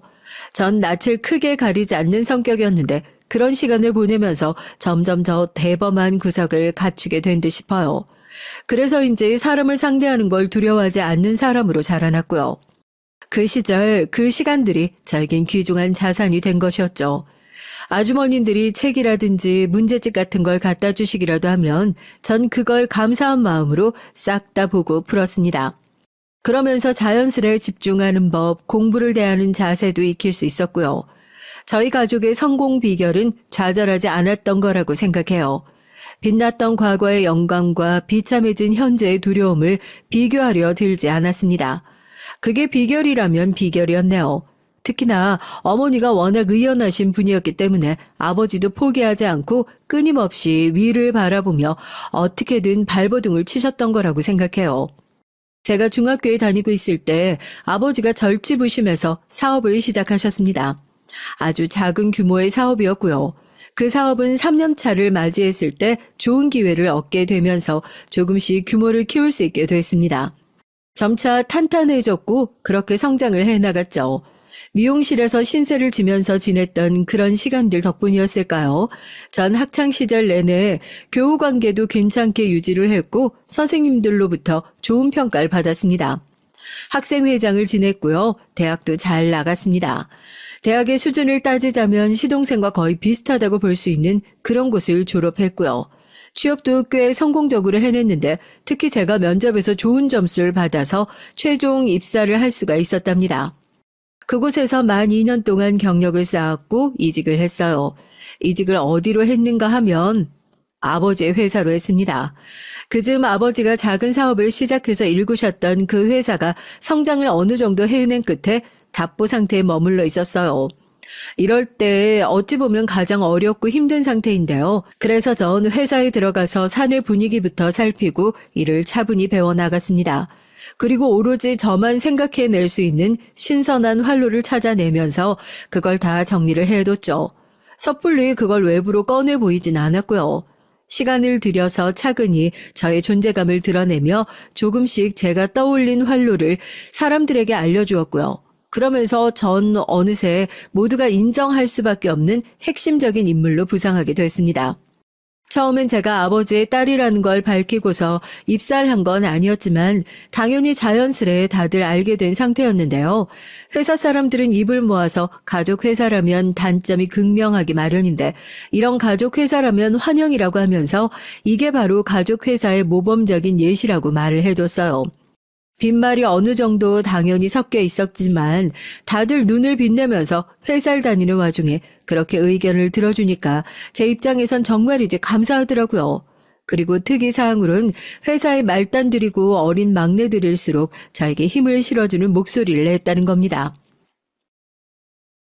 딸이니까 당연히 지금 사장님의 뒤를 이어받아야 하는 거 아닐까? 그리고 여자라서 오히려 더 신선하고 좋은 것 같아. 우리 회사가 점점 나아가는 방향하고도 일치하잖아? 맞아. 우리나라의 경직된 기업 구조 이런 거 전부 바꿔야 돼. 능력 있고 자격되면 여자라도 대표직 달아야 하는 거 아니야? 다들 그렇게 속닥거리고 다녀서 제가 그때 얼마나 민망했던지 모릅니다. 하지만 한편으론 되게 힘이 되고 든든하기도 했었네요. 아버지는 사기 사건으로 온 집안이 폭삭 주저앉았던 힘든 과거로 마음고생을 심하게 하셨던 데다가 쉼 없이 달려오시느라 무리를 너무 많이 하셔서 건강이 썩 좋지 못하셨어요. 그랬기 때문에 회사에 들어와서 적응을 잘 마친 것도 모자라서 저만의 능력을 펼쳐 보이는 당신의 딸을 보면서 정말 많이 흐뭇해하셨습니다. 저 또한 아버지의 건강 상태가 점점 더 염려되었기 때문에 제가 얼른 만반의 준비가 다 되어 있어야만 한다고 스스로를 압박하고 있었기도 했고요. 우리 딸 일도 잘하고 매사에 신중하고 듬직하고 정말 최고야. 우리 딸이 아니라 남의 딸이었으면 배가 아파서 혼날 뻔했지. 그런데 정말 다 좋은데 말이다. 일도 좋지만 이젠 결혼을 해서 얼른 안정을 찾아야 하지 않겠냐? 언제까지 그렇게 5만 선짜리란 선짜리를 다 걷어차고 다닐 거야? 아버지가 저를 향해서 결혼을 종용하기 시작하셨던 것도 당신의 건강 상태와 아예 무관하지 않을 거란 생각이 들어서 전 딱히 결혼에 의욕이 없었지만 만약에 제 마음에 쏙 드는 상대가 나타난다면 그때는 굳이 사양하지 않을 거라고 다짐을 했었죠. 그러다가 만난 남자가 남편이었던 거예요. 더 늦기 전에 제발 시집 갔으면 좋겠다고 하실 땐 언제고 막상 제가 결혼할 사람이 생겼다고 말씀을 드렸더니 아버진 대뜸 의심의 눈초리를 하셨습니다. 혹시 말이다. 네 배경 보고 탐내는 거 아니냐? 무슨 배경이요? 어허, 너는 알면서 물어. 아우, 아버지, 제발. 우리가 무슨 재벌이라도 돼요? 아니면 최소한 어디 무슨 대단한 중견기업이라도 되나요? 아니잖아요. 아버지가 지금 우리 집안 수준 너무 과대평가하신 거예요. 그래도 그렇지, 임마. 그 집안에 비하면 우리 쪽이 하늘과 땅 차이로 높지. 우리가 하늘, 그쪽이 땅. 하여간 아버진 못 말렸습니다. 백문이 불여일견이란 말 있잖아요. 백날 제가 떠들어봤자 아버지가 직접 당신의 사윗감을 만나보시는 편이 낫다고 여겼어요. 그렇게 성사된 만남이었고 그 자리에서 아버지가 여러모로 남편을 떠보셨습니다. 배경을 노린 게 맞냐 아니냐 이게 관건이었는데요. 남편이 펄쩍 뛰면서 굳고 부인했습니다. 강한 부정은 강한 긍정이란 소리가 있긴 하지만 남편은 너무나도 진심을 다해 부정하는 모습이었어요. 아닙니다. 절대 그런 조건들을 보고서 결혼하고자 하지 않았습니다.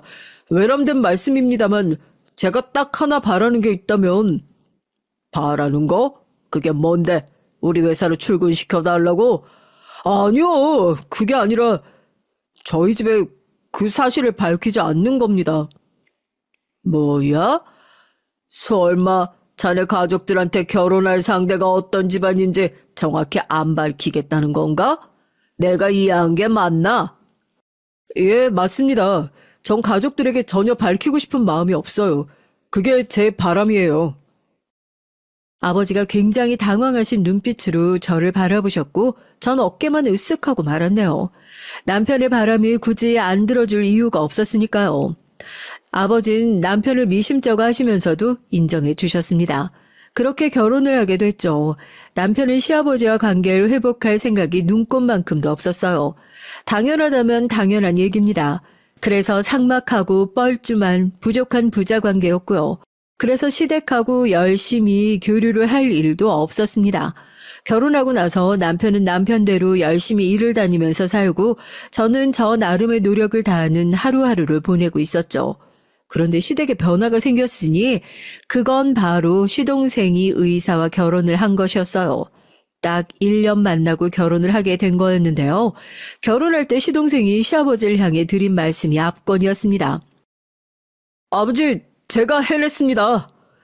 시동생은 어린 시절 시아버지께 무섭도록 매일같이 혼이 나며 몸을 벌벌 떨었고 그러다가 오줌까지 지르고 말았던 그때 그 시절의 공포에서 어찌 보면 벗어나지 못한 모양이었어요.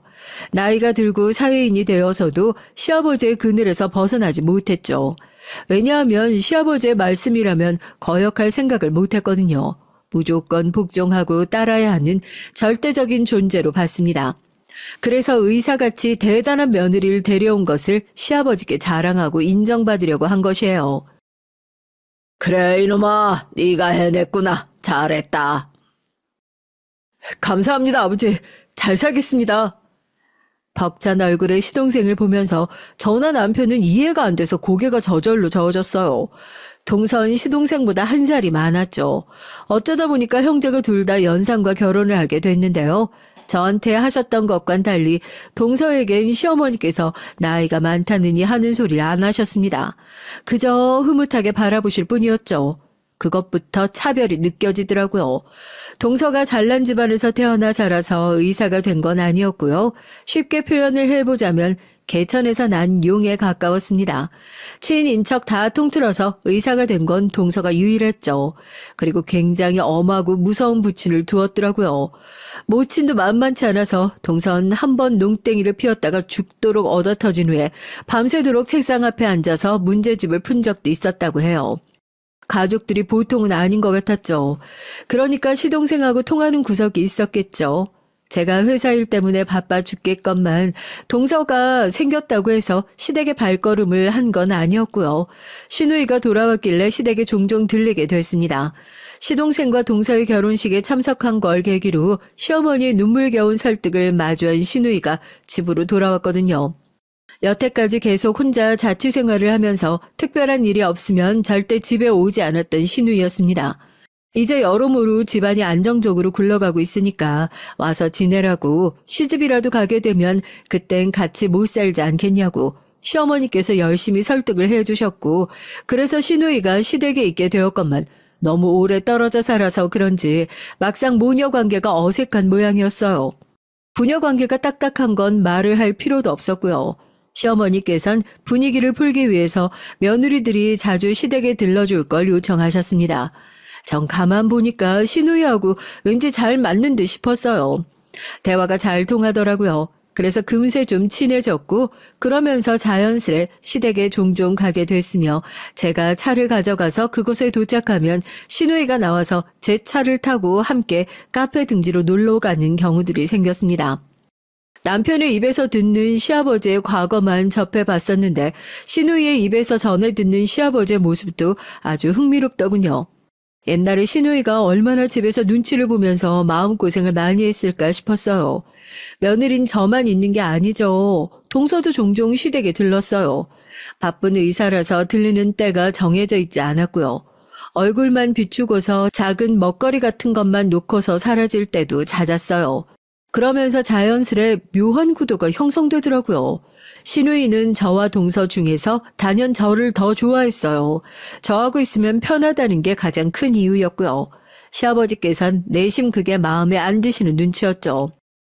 아무튼 딸려나라 어리버리하게 잘못 낳아놨어. 어떤 쪽에 가서 붙어야 되는지 이건 초등학생이라고 할지라도 답이 보일 텐데 멍청하게 굴고 있으니 어이구 답답한 거. 시누이가 저보다 동서에게 붙어서 친해지길 바라신 모양이었습니다. 그 소리를 시누이 앞에서 직접적으로 하시진 못하셨어요.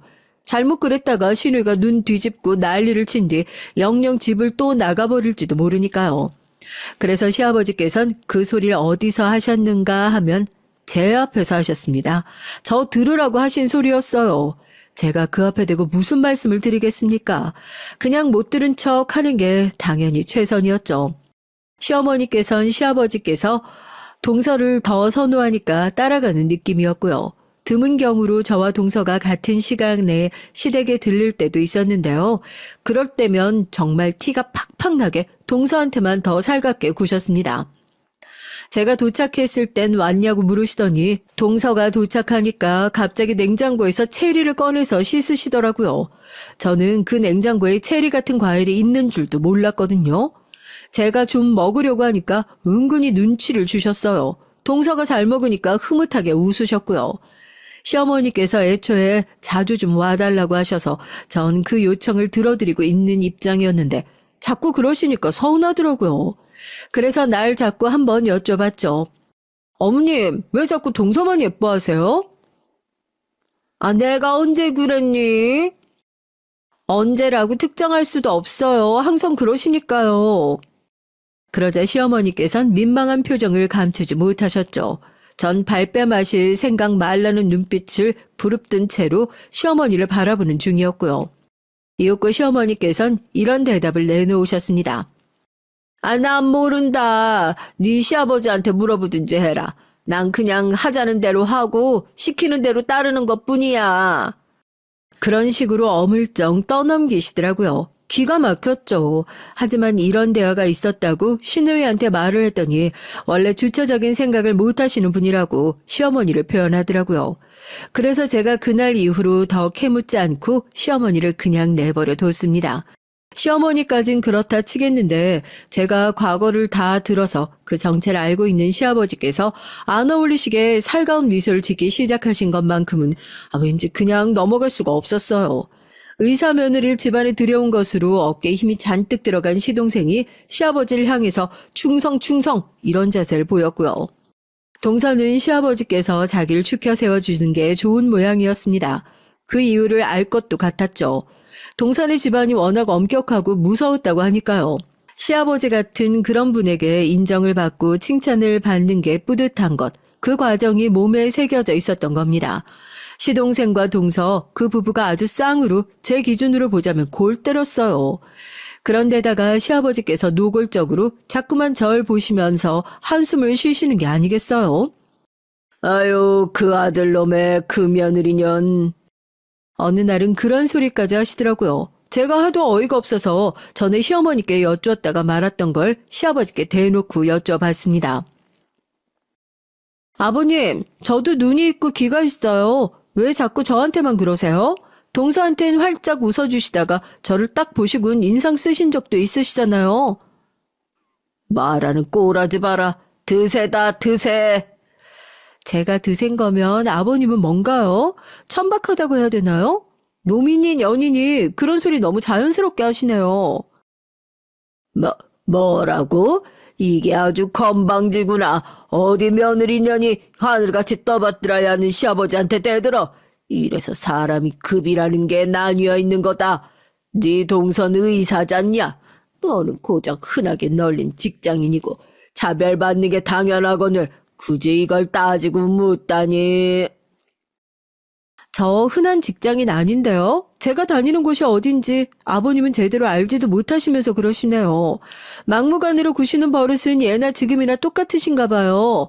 천박함이 아버님의 고유 특성일까요? 이래서 사람은 고쳐 쓰는 게 아니라고 하는 걸까요? 제가 웃으며 또박또박 말씀을 드렸더니 시아버지의 얼굴이 가을날에 잘 익은 사과처럼 붉어졌습니다. 열이 팍팍 오르신 것이었죠. 그리고 어느새 부엌에 계시던 시어머니께서 놀란 얼굴로 초조하게 다가오신 상태였고요. 열받으신 시아버지의 상태를 보신 시어머니께서 어깨를 떠시며 저에게 얼른 허리를 숙이고 사과를 하라며 거의 입모양으로만 작게 외치셨습니다. 그러나 제가 한 건 코 숨치는 일이었고 시부모님께선 동시에 기가 막혀 하셨어요. 이 고약하게 정신 나간 것이 너 때문에 필시 내 딸년도 안 좋은 물이 들어버렸겠구나. 내 딸년이 의사하고 친해져야 되는데 왜 쓸모없는 직장인 나부랭이하고 자꾸만 붙어 다니는 거야? 그 딸년에게 안 좋은 물 들이셨던 건 아버님 본인 아니세요? 왜 죄 없는 저에게 책임을 전가하려고 하세요? 많이 당황스럽네요. 그리고 저 일개 직장인 나부랭이 아니에요. 오냐, 네가 제법 탄탄한 기업에 다니고 있다 이거지? 그렇다고 해도 의사에 비할 소냐? 네가 의사가 버는 것에 반의 반이라도 버냐? 네, 벌어요. 차고 넘치게 법니다. 그 탄탄한 기업 말인데요. 대표가 저예요. 갑자기 숨막히는 침묵이 내려앉았습니다. 시아버지께서 놀라서 휘청거리셨고 시어머니께서는 손으로 입을 틀어막고 주저앉으셨어요. 네가 무슨 대표를, 기업의 대표라니 무슨 수로? 원래 저희 친정아버지가 대표신데요. 이제 제가 그 자리에 가게 됐거든요. 그러니까 제가 대표예요. 아 맞다. 두 분은 저희 집안에 대해 전혀 모르시죠? 그러길래 장남에게 잘 좀 하시지 그러셨어요. 장남에게 신뢰를 못 받으시니까 사돈 집안이 어떤 집안인지도 전혀 모르시는 거 아니겠어요? 이젠 시아버지마저 주저앉으셨는데 아예 엉덩방아를 찍고 마셨습니다. 그러면서 허리를 다치셨는지 한참 신음을 하셨고요. 전 이제 볼장 다 봤다는 얼굴이 돼서 시댁을 나섰습니다. 시누이에게도 그날 따로 대화를 나눠서 회사 얘기를 알려주었고요. 시어머니의 연락을 받은 남편이 시댁에 가서 시부모님과 시동생 동서가 있는 앞에서 모든 전말을 알려줬어요. 제가 진정으로 어떤 존재인지 알게 된 이들은 넋이 나가버렸죠. 하지만 그 이전에 시아버지께선 엉덩방아를 잘못 찧으셨던 것 때문에 치료를 한참이나 받으셔야 했답니다. 전혀 꼼짝은 못하고 지내셨죠. 아주 통쾌했어요. 거침없이 나서준 저에게 남편은 대리만족을 느낀다고 했습니다. 똘똘한 시누인 제가 회사로 불러들여서 적성에 딱 맞는 자리 하나 줬고요. 이제 시댁에 발길 할 필요 없어졌어요. 시아버지께선 자존심 다 버리시고 남편에게 이제 와서 잘 보이려고 안달이 나셨지만 별 소용 없었죠. 시어머니께선 하루 종일 깊은 한숨만 내쉬시는 모양이었습니다. 시무룩해진 시동생과 기운이 없어졌다는 동서의 근황은 궁금하지도 않네요.